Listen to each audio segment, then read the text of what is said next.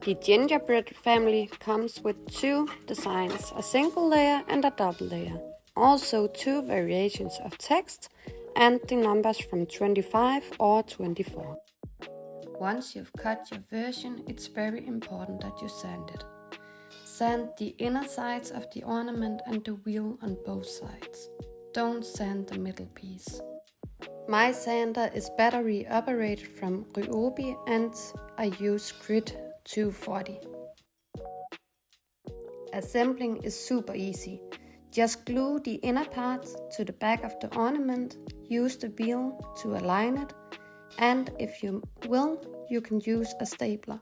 This will lift the piece a little bit and leave a little more distance between the layers. You could also add a piece of cardboard or plastic to make a little more distance between the layers and the wheel. Also, by sanding a little more, it will remove more material. The thicker the inner round is compared to the wheel, the better the wheel will glide. And once you've glued the inner parts to the back and the front, use clamps to secure it while it dries. The stapler I'm using is from our local hardware store, and I'm using 8mm staples since my wood is 4mm.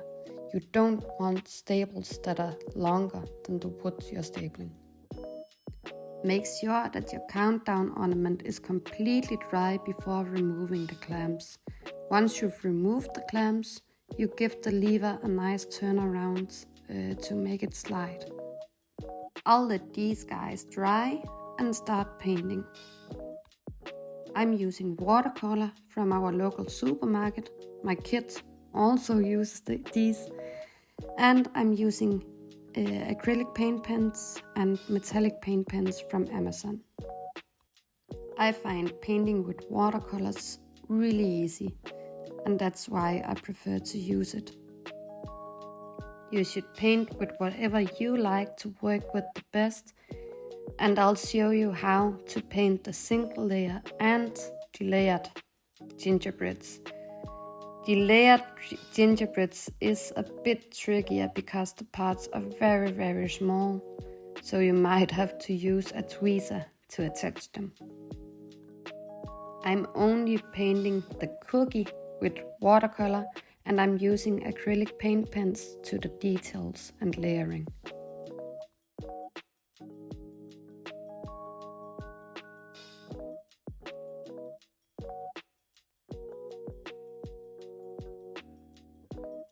Once my single layer gingerbread is dry, I'm using my metallic paint pens to go over details.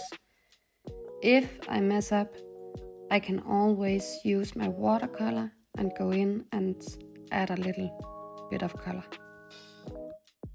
When I'm gluing the layered gingerbreads together, I find it easier to apply a dab of glue on my board and dab the layering in it and put them on with a tweezer. Personally, I do like the single layer better than the double layer, but that's because I'm a little impatient and I don't like to work with tweezers.